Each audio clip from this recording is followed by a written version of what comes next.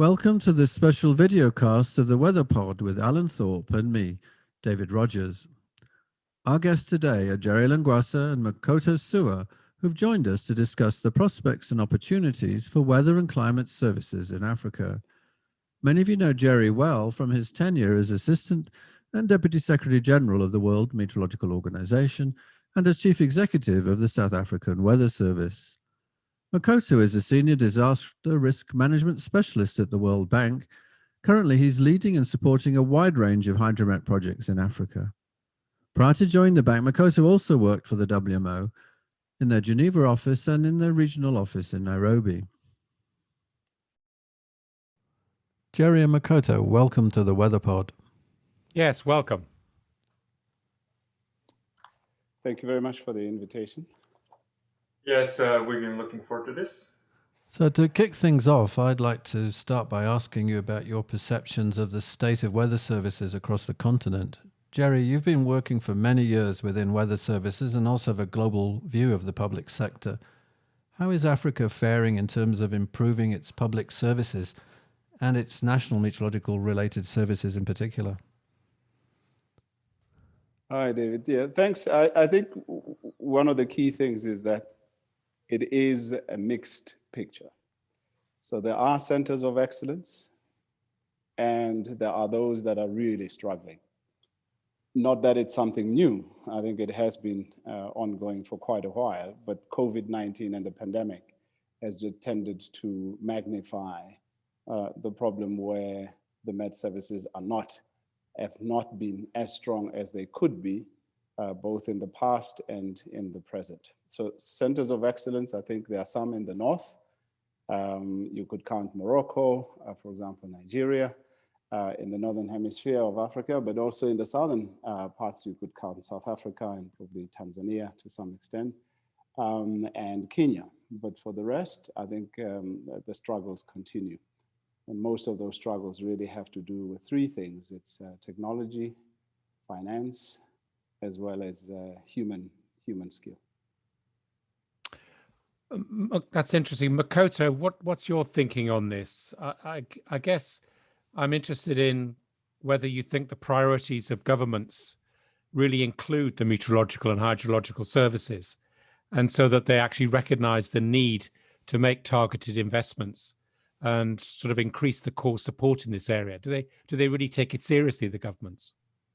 Well, as you know, a number of African countries are facing serious climate and disaster challenges. So it's not surprising that in many countries, the climate agenda is high priority. Since hydromet and the climate data and the services should inform that the various climate actions, it is not surprising to see that some national meteorological and hydrological services have made good progress in recent years.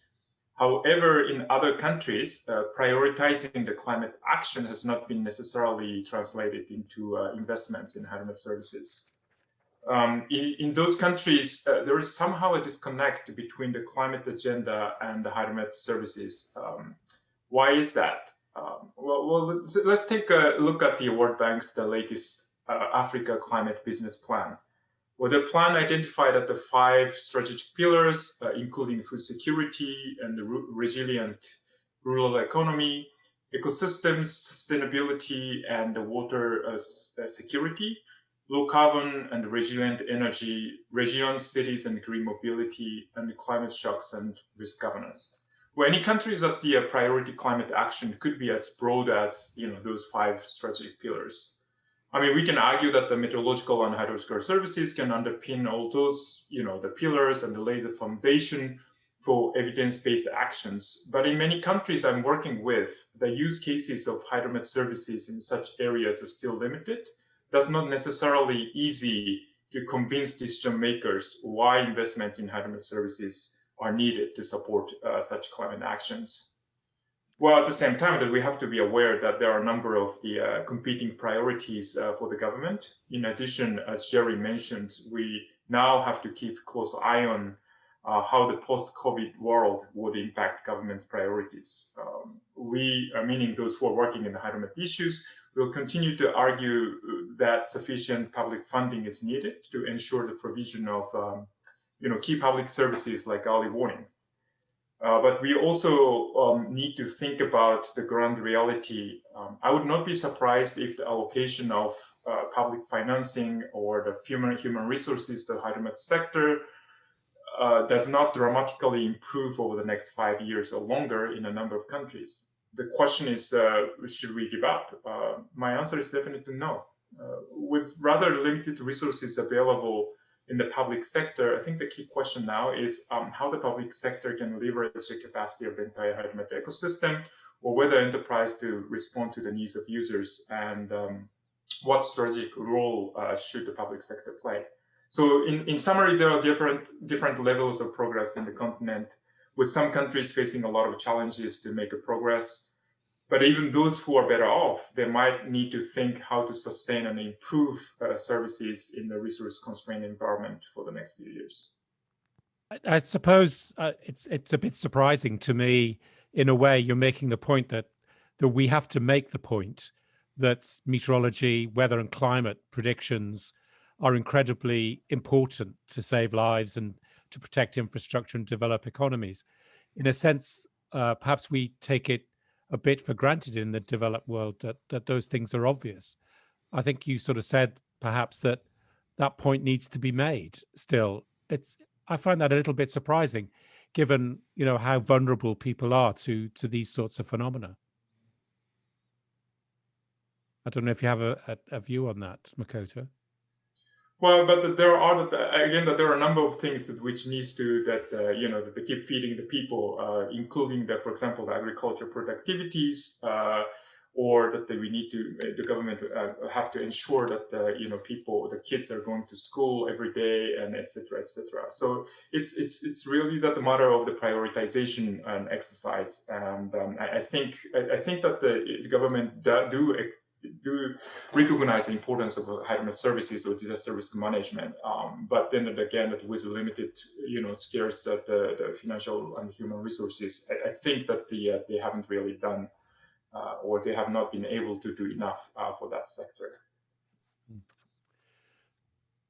I wanted just to move on to another point, which is sort of implied by what you've said so far, both of you. One of the weaknesses that's been highlighted by yourselves and by the WMO is the problem of sustaining high quality meteorological observations.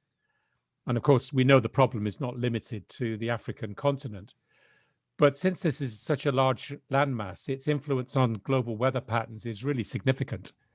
And the paucity of data really does impair the overall quality of global weather predictions and weather forecasts for Africa. I wonder how you see this changing in the future.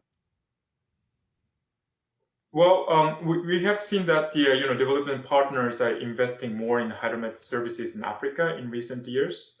Investment from the World Bank alone have quadrupled over the last 10 years, and most of the projects do have a component supporting the observing system.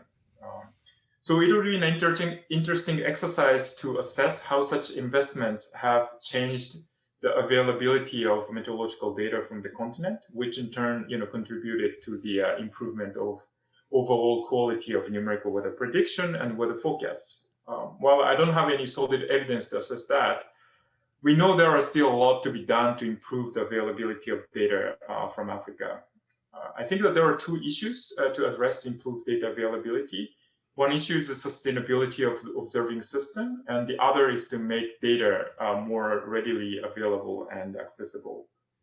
A number of colleagues from National Meteorological and Hydrological Services attribute the sustainability challenge to the lack of funding and also human resources, which is true. Support from the government to the hydromet sector is not always is strong. Well, development partners may support capacity development, but retaining skillful engineers and then IT experts in the public sector is often difficult because salary in the public sector is not necessarily competitive. So I think by now the sustainability of observing network is a well-recognized challenge, both by national meteorological and hydrological services themselves, and then also by development partners. But if you ask whether such a recognition has led to the significant improvement of the situation, the answer is unfortunately no. Well, one hypothesis one might have is it is a purely a funding problem. If there is enough funding for operational maintenance, the sustainability issue can be solved. WMO's the Strategic Observing Financing Facility SOF argues that data to be assimilated in the numerical weather prediction are global public goods, and thus they need to be financed by global partners around the world. I think in reality, the issue could be a little bit more complex and more to do with the NMHS's institutional capacity itself, not only money, but funding is definitely part of the equation. I think that also the better alignment of incentives for data exchange is important. The logic behind the global data exchange is, as I understood, if everybody shares data, everybody should get benefit through, for example, the improved quality of global numerical weather prediction. And this should be working as an incentive mechanism for data exchange. Well, apparently this is not working as such, at least in a number of countries we are working with at the moment. One area we are providing support to those countries is to ensure they access and utilize global numerical weather prediction products so that they can improve the quality of forecasts rather quickly in a cost-effective way. More operational use of such global numerical weather prediction products could also eventually reinforce this entire incentive mechanism for data exchange, because more benefits an NMHS finds in global numerical weather prediction, the stronger the incentive should be for them to contribute to its improvement through the global data exchange. But we will see. Well, another aspect we need to consider is how the community can benefit from data other than those from NMHSs. There are a number of non-state actors in Africa who are operating their own meteorological stations, including commercial farmers, mining sectors, academia, etc. We also see that some actors are crowdsourcing some type of data, as well as using new technologies to collect targeted data. These would offer for countries to further beef up their capacity to observe meteorological phenomena. So obviously there are challenges to address data availability in Africa, but there are a few emerging opportunities and new ideas as briefly discussed.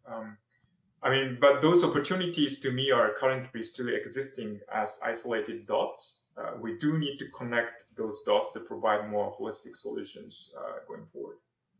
So picking up on that, I'd like to ask Jerry, as Makoto's just said, we talk about observations are used by many other services and are produced by are available from many sources. We see moves in Europe and the long-standing policies in the US to make meteorological data and other data, for that matter, freely available to use and reuse, as spurring a lot of economic activity. And there are numbers in Europe which are quite spectacular in terms of the contribution to the economy from an open data policy. Do you think increased investment in the public sector can lead to more open data policies throughout the continent? It's a complex challenge, which I think needs and requires that we view this through a very different lens. I think from the hydromet community, this problem has been viewed purely as a humanitarian challenge. But actually it is not. It's an economic challenge. Right? I think the mindset that we have in most med services that selling data is a solution to the problem of investments or a lack of investments by governments in hydromet, and especially in observation networks. It seems to have come out and probably even the view that this is a humanitarian problem. For me, is a remnant of the emergence of the science and the strengthening of the science from the post-World War II era, if I may say so, where I think the emphasis was always about lives lost and how you're going to save lives through this technology and the science. And the improvements have been made to a large extent, again, taking into cognizance various players. The private sector had always had a role to play, whether it was the production of the role for a thermohydrograph, the paper itself or the mechanisms in it. And Met Services never queried that. In some cases in the developing world, Met Services had little workshops. I remember when I took over the Weather Service in 2003, there was a workshop that produced rain gauges, right? Tipping bucket rain gauges, nothing automatic. But this was already in the 21st century. So the transition from the old manual technology to the current technologies, that innovation was not largely driven by Met Services, even though the demand was there, but it was driven by the private sector. And the reason I raise this is because to a very large extent, if we see meteorology and hydromet data as economic data, all right? Just as it is about production, and just as the World Bank is concerned, for example, about poverty, poverty relates to a whole value cycle from food production, with things reaching the markets, people being employed, and so forth and so on. And so to a large extent, if we view it as economic data, then I think we have an opportunity to address it in a very different way. Again, taking lessons from Europe, right?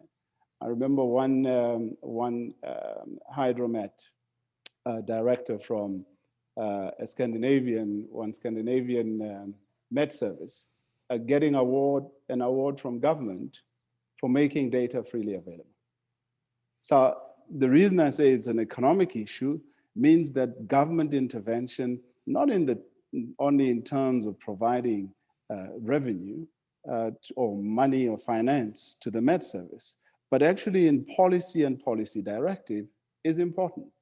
Because in the end, I view it in this way. If you were if this was your household, right? The world was your household, and you trying to manage risks to the economy.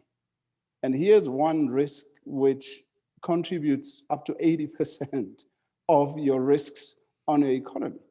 That would be, if you were to prioritize everything else that you would need to do to ensure that you mitigate against those risks and you build some form of buffer against them, then you would certainly, that would be one of your highest priorities.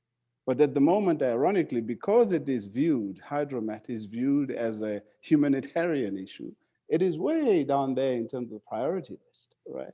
And we're trying all attempts, disaster risk and the narrative around disaster risk, and hopefully that raises the impact. But again, we continue to simply view that through the lens of how many lives saved, in fact, not even saved. We actually look at it in relation to how many lives lost, right? And the public media, that's what we talk about. That's what, how many people were killed in the recent flood. And you say, in relation to everyone else that uses that road, in relation to everyone else, or all the other economic impact on that stretch of road where those 3-4 lives were lost, what is the impact of that economic loss? Through transport, through the road itself, through the lack of movements of goods and services on that stretch of road because you've had a major flood that has wiped out the road. And again, I'm not downplaying the importance of lives and livelihoods. What I am arguing for is that I think we need to change the narrative and say, if I was a prime minister of a country and 80 to 90% of all disasters are related to this one or this area, I would then make every effort to say, what then do I need to do? And if one of those questions is invest in the observation networks, that will give me much more insights into what this hazard is about and how I might then mitigate that hazard using various mechanisms, policy interventions, economic policy changes, including a policy change where government says all this data will be made freely available.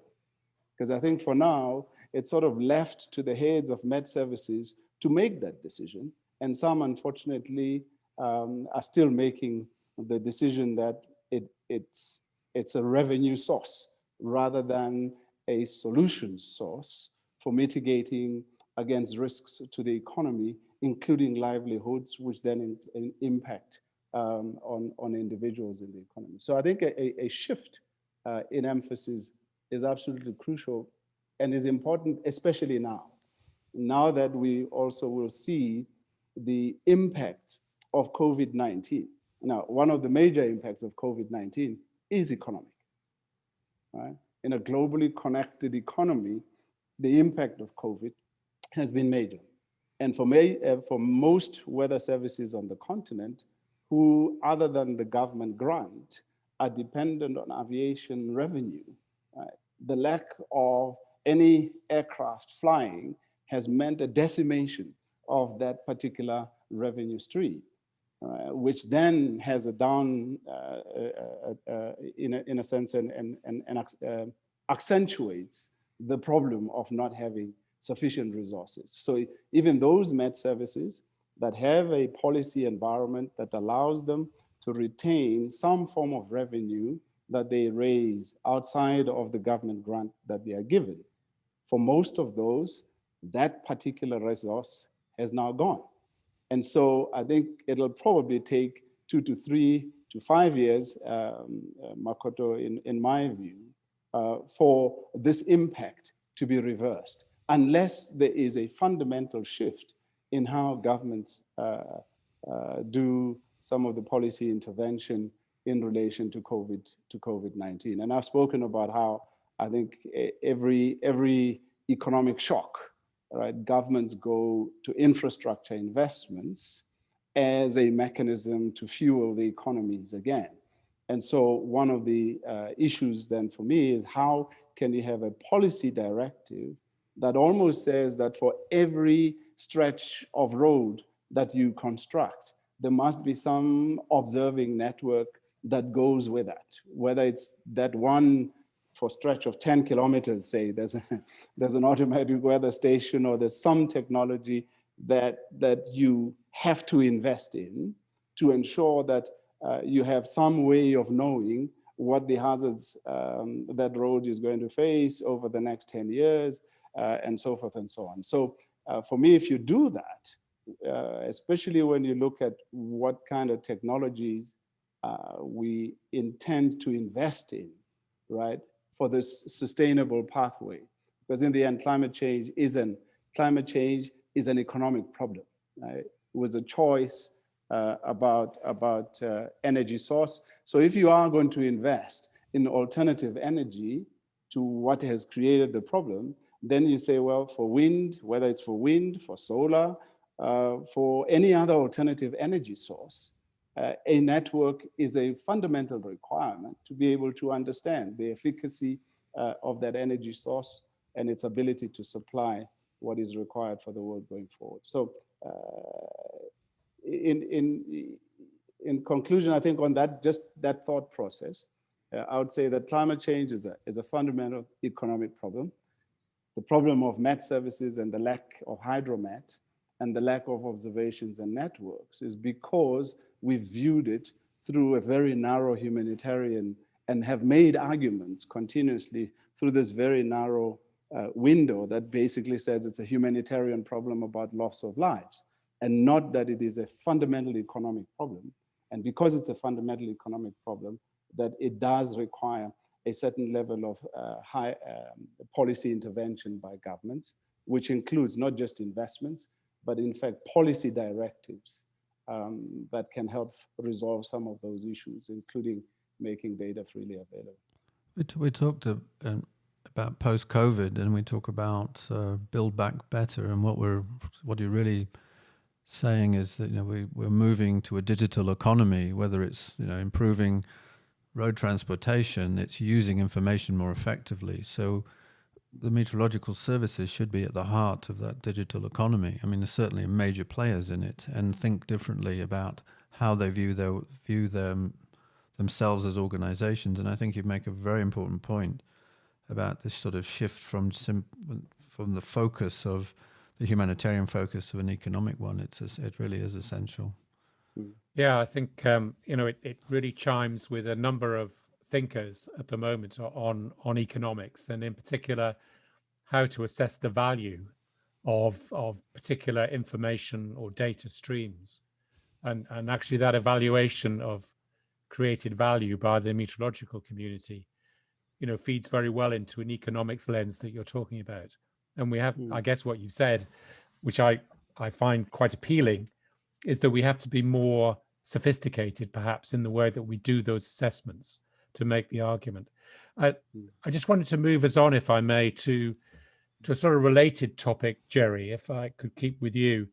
We know that regional cooperation is quite a trend in many parts of the world, including in the meteorological world, where smaller countries see the benefit from pooling together knowledge and resources. And obviously, for myself coming from Europe, one sees that the European countries have really done a lot of this. They've created several structures like EUMETSAT, EUMETNet, which is a network of 31 European Met services, and of course ECMWF, as a way of creating a kind of cost-efficient and sharing infrastructure amongst their national Met services.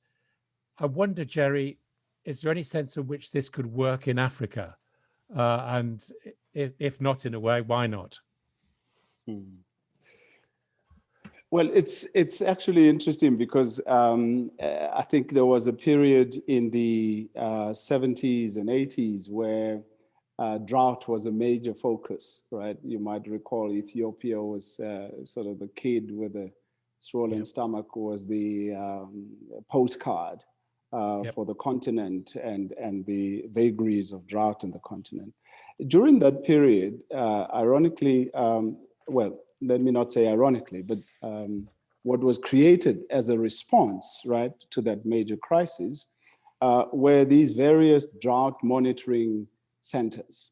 And these were created on the continent through economic zones. So the continent is divided. So you have SADC, which is the Southern African Development Community. Then you have ECOWAS, which is on the east, and so forth and so on. And these institutions were largely created to then come up with seasonal outlooks, and they created seasonal outlook forums or drought monitoring forums. And so on a quarterly basis, community would come together, meteorologists, community from academia and so forth. And there would be a discussion on what the latest outlook or forecasts, seasonal forecasts, long-term forecasts look like. And then there would be, at the end of that, an advisory or document would be published, which basically goes out to the public and says, we're anticipating a wetter than normal or drier than normal season coming forward. So there is a foundation for cooperation. I think the question then is, how do you evolve that from what it is currently, which is purely focused on droughts, or to a large extent focused on droughts? And I think the emerging climate services context is helping to do that, but it is not, in my view, as consistently utilized through the continent in the same way, right? And I think it points to one, the opportunities that there are there. So if you go into SADC, SADC has taken advantage of a completely allied project. And I'll come back to this later on about leadership and management and what that means for what has been largely insular institutions purely focused on their own backyard. So I have a problem with my observation networks. I have a problem with technology. I have a problem with money and people, and people not looking outside of themselves and their institutions to what else is there in the country, for that example. I'm not even going outside of one's country, but what else is there in the country that I can take advantage of, which can then help resolve some of my challenges, but also make a contribution to the rest of it. So you might have heard of the Sky Project, which is a radio observatory, which I think is shared between a number of countries, including South Africa and in SADC. and also is shared with Australia. A spin-off of all of this has been high performance computing capability being made available to digest all of this data that would come out of this, right? And so I then worked with the Center for High Performance Computing, which was set up purely for physics research, and saying, here's an opportunity for us, for you to work as a backup for the Weather Service, which doesn't have a backup for its high performance computing. But out of that then spun out a project which basically said all of these SADC countries that have some role to play in this radio observatory were receiving supercomputers at the universities to start training people on how to run them, how to maintain them, and everything else that goes with it. And a spin-off out of that, just to cut it short, is that one of the beneficiaries then of that project was training in hydrometeorology and running models and so forth. And so SADC has taken advantage of that, and that component is now helping to fuel climate services in SADC. So do you think there is an appetite then for such cooperation? There is an appetite for cooperation. I think it needs to be encouraged in many ways. And I think one of the things that we need to take advantage of is probably this transition of the continent to a single economic trading area. Because I think there it starts to present huge opportunities on the scale that we have seen in Europe, for example, where everything from procurement to the ability to put together continental scale institutions that are focused on resolving a particular problem would be highly possible. But again, those will require, I think, policy intervention, but also, if I may challenge Makoto, I think different thinking from all the multi-donor agencies and aid agencies in general, to saying how then do you foster and support this kind of innovation that helps move everything forward and hopefully resolve these perennial problems about data accessibility, data availability, and even observation networks. So Makoto, how do we do that? As Jerry says, these initiatives need money. So what kind of possibilities are there in the development community?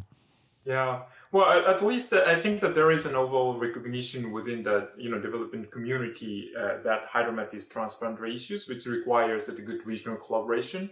And this is the area we can expect also the economies of scale. And as discussed earlier, we know that the availability of financial and human resources in a number of countries in the hydromet sector is rather limited, especially in those small countries. There are a number of small countries in Africa. So it makes sense that those countries, pool resources as much as possible and to create more cost-effective system to produce high-quality services. And in fact, that as Jerry already mentioned, there are a number of certain initiatives in every sub-region of Africa to bring national meteorological hydrological services together, including that the climate outlook fora in the sub-regional, at the sub-regional level. And the development of some of the common guidance products to cover a group of countries nearby, for instance, those for severe weather forecasting and flash floods. And of course, the regional trainings are very, very common. Can we or should we do more than what are being done today? Absolutely. I mean, there are a number of things that each sub-region can do to strengthen the regional collaboration to benefit all. From regional data exchange, I mean, to some extent that exists. But if you look at very closely, for example, right now I'm working in West Africa, but data exchange really relies on the personal relationship between the regional center and the national meteorological hydrological services. So this is not really institutionalized. That when the persons move on, that sometimes, that the data flow from the particular countries goes to nearly zero. So that is still happening. So there's a lot to do to strengthen for example, the regional data exchange. Also the pooling resources, the computational resources and niche expertise. I mean, many countries request us to, to do the limited area, running the limited area models and have the high performance computers. And of course, we can ask the question whether it's really the cost-effective investments to, all the 48 sub-Saharan African countries have their supercomputers to run the models. Perhaps the answer is no. And we don't have any luxury to do that at the current, the financial and the human capacity constraints. Joint research and development activities is definitely needed. I mean that the research is needed to improve the services, but I think that research agenda is not well financed in Africa so far. How are we going to move forward? How to advance this discussion? I think that also requires and benefit from the stronger regional collaboration.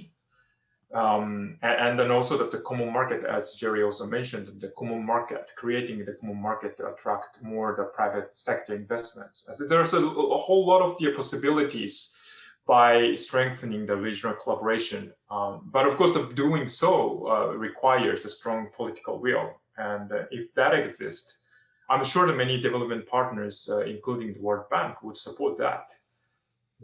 I mean, regional collaboration in hydromet services in Europe is definitely a good example, which many other regions can learn from. And it's encouraging to hear that. I think the World Bank would obviously want to support regional issues.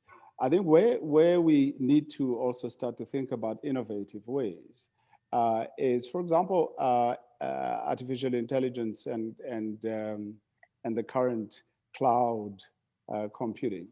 I think it's now possible to move away from assuming that every single Met service must have a supercomputer or high performance computer.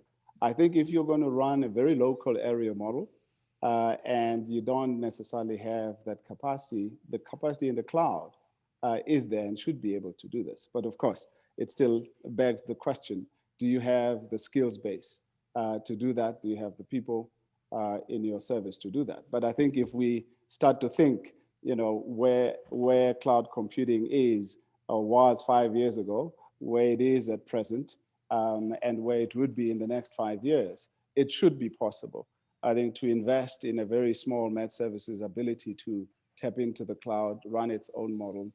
So in other words, what I'm saying is we've seen a lot of demonstration projects on multi-hazards. We've seen how we've used in the past the ability of those that have the resource, the supercomputer, to run numerical weather prediction models and run multi-ensembles, and then make the output available to the country that is not able to produce that on its own, and they then ingest it in their local information and make that available to the public. Those were the demonstration projects that were built on this, in a sense, I don't know whether to call it concentrated ability in only a few. But what cloud computing does present is an opportunity to, I don't want to say democratize that, but maybe that's not the right word. But in a way, decentralize that and allow even a small Met service that has the people and the resources to run a small local area model to do so, even at 3.3 kilometer resolution. You could argue you need to move away even from there, and then I mean, for example, look in tropical Africa, they have access to a 4 kilometer tropical model, cloud convection permitting model from the Met Office, which can be used from a forecast point of view. When we look at regional cooperation, it's how do you go beyond that? How do you say, well, I have the tools to understand what's happening with rainfall. How do I use the information? And then I need to collaborate on a regional scale in order to utilize that information, to combine that information with information from other sectors. How do I improve the road? It's providing real-time information combined with the models, but my focus has got to shift away from I need to be a modeler to I need to be a user of models.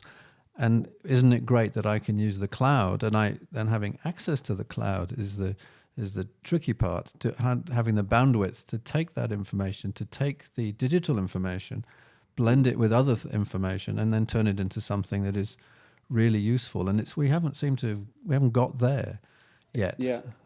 No, we haven't got there yet. And this is why my sense is that it's a requirement for government policy intervention, but also in a way advocacy from this community along the same lines that I'd argued earlier, because governments are making investments or inviting the private sector to make investments in broadband, right? But that's driven by a very separate community, which is purely interested in telecoms and cell phones that are faster and are able to take better pictures, right?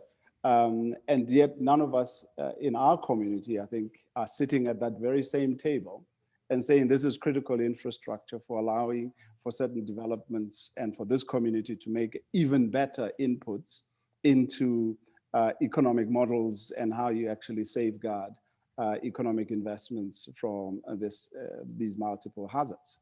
And I think until we start to make those noises and make that known, until we make that known, then I think we basically face the same challenge, which is that these investments continue to diminish over time with a huge global impact. Yeah. I mean, it's been a fascinating discussion about cooperation and regional cooperation. I guess we've heard in previous WeatherPod episodes from other guests that there's also really a great opportunity for global cooperation here, because many of the global models actually are crying out for evaluation, for validation data that's not ingested into the initial conditions of the forecasts, but which are incredibly useful to test processes and accuracy of weather predictions. And these national, local measurements, to have access for those for the global centers outside of the country in question is becoming quite a theme of importance. And it shows that actually, in a way, it is really a global weather enterprise. We all actually benefit if these flows of information, people, and training can be viewed very much at the larger scale, in effect.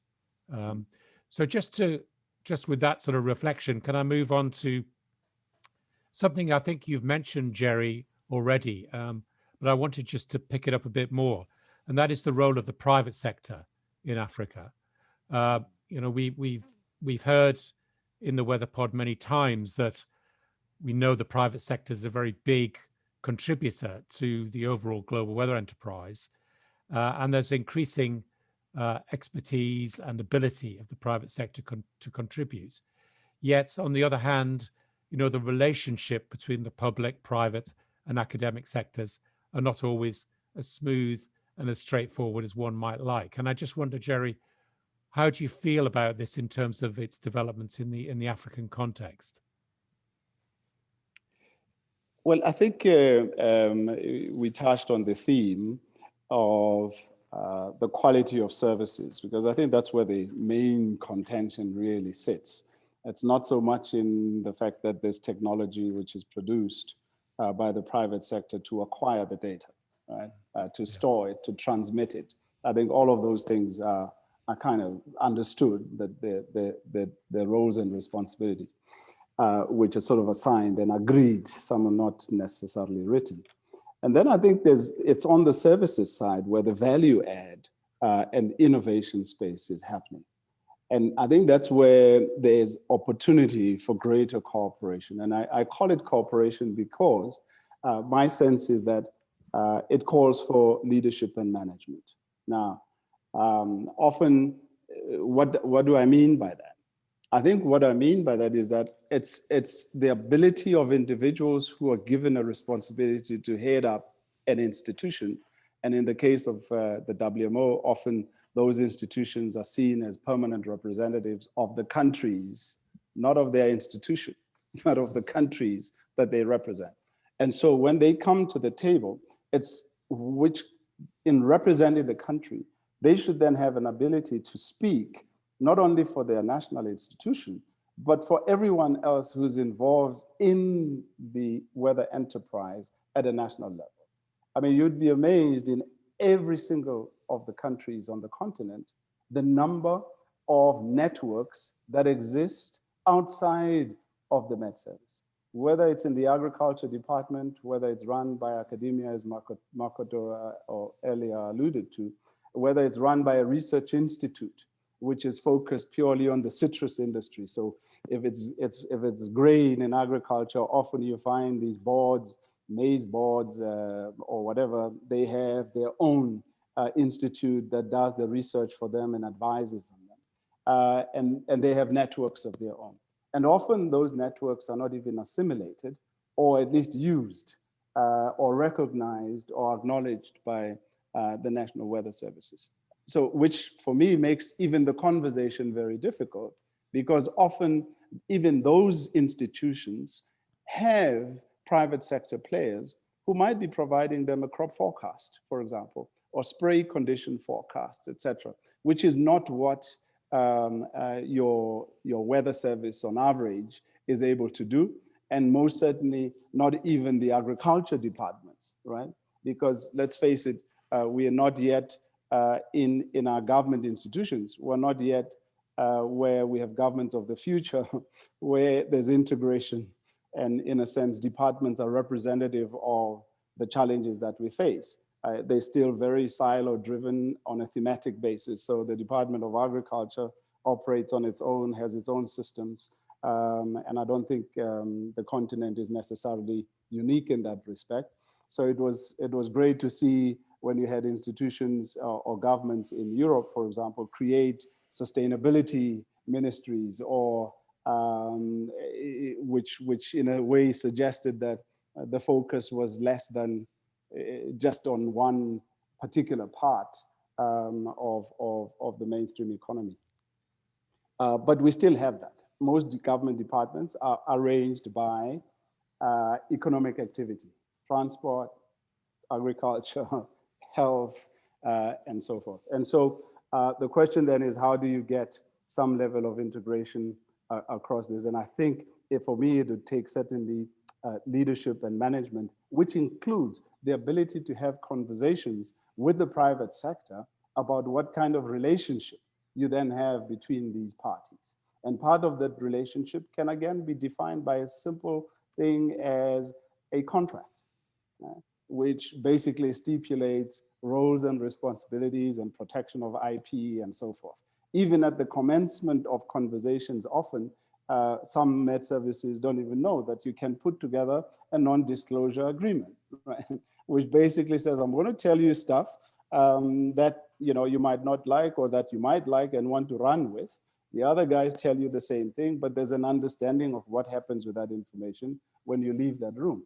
And for me, this also goes to boards and governors or boards of directors who often don't come from the community, and therefore don't understand the nuancing of the science and how to run these institutions. So the opportunities are there, I think, to broaden the weather enterprise through the continent, but it'll take leadership and management.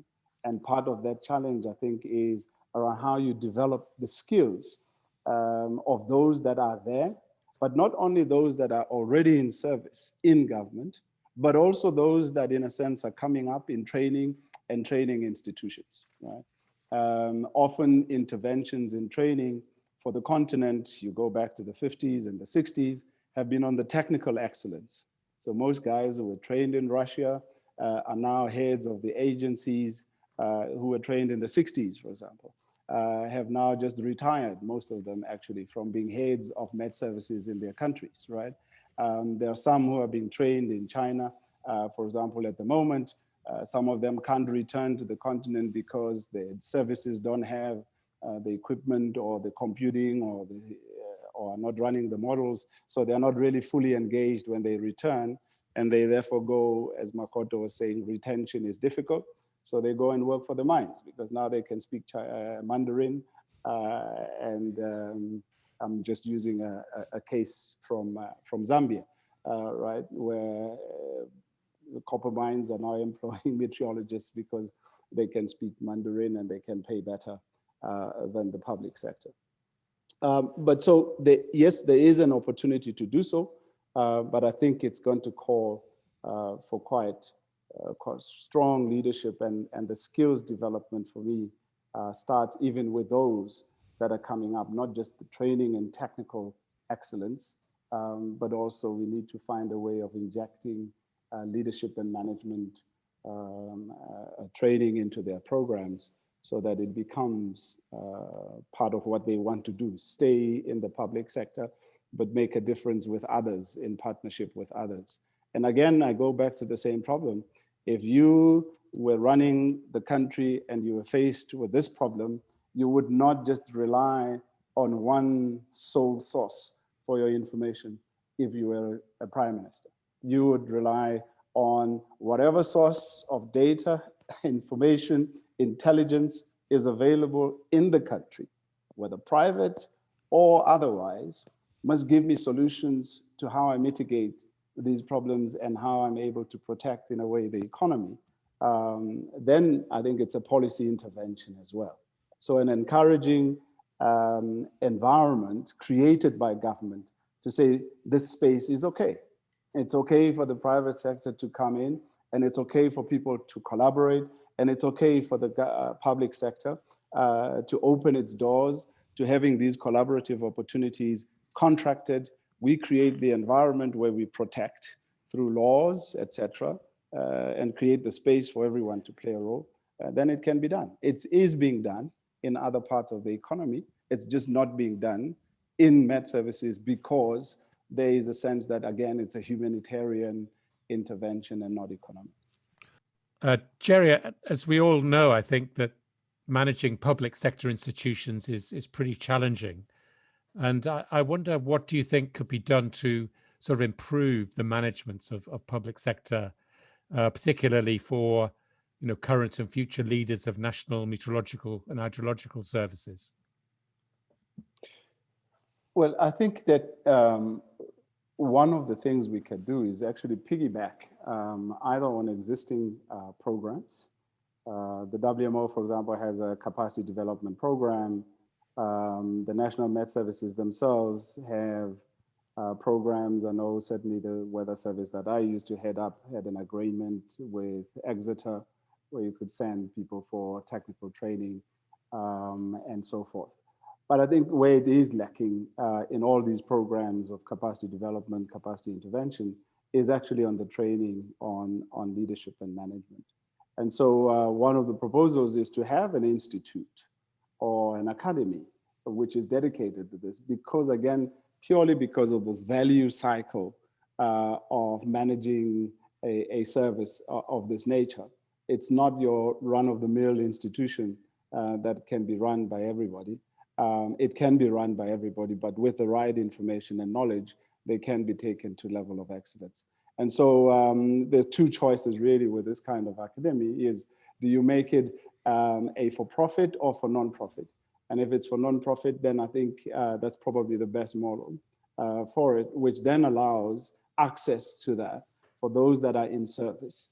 But it has to be a very dedicated program where people will have to spend time in learning, and obviously in the end there's some certification that goes out. So that concept is in the mill at the moment and being discussed much more broadly. And I think one of the key questions then is, if it is to be for non-profit, then obviously sponsorships are key to making sure that the Allens, the Davids, everyone who has an opportunity in their career to drive and to run such programs can contribute through a case study driven methodology to that narrative and the coursework and the content of this program from across the world. And that's the beauty about this, is we have a global community that has this skill set. Most of them are now retired, semi-retired, almost retired, but still, engaged in the community, never leave the community. So how do we actually tap into that wealth of knowledge to ensure that it's accessible to those that may or may not even have ambition to manage such institutions in the future, right?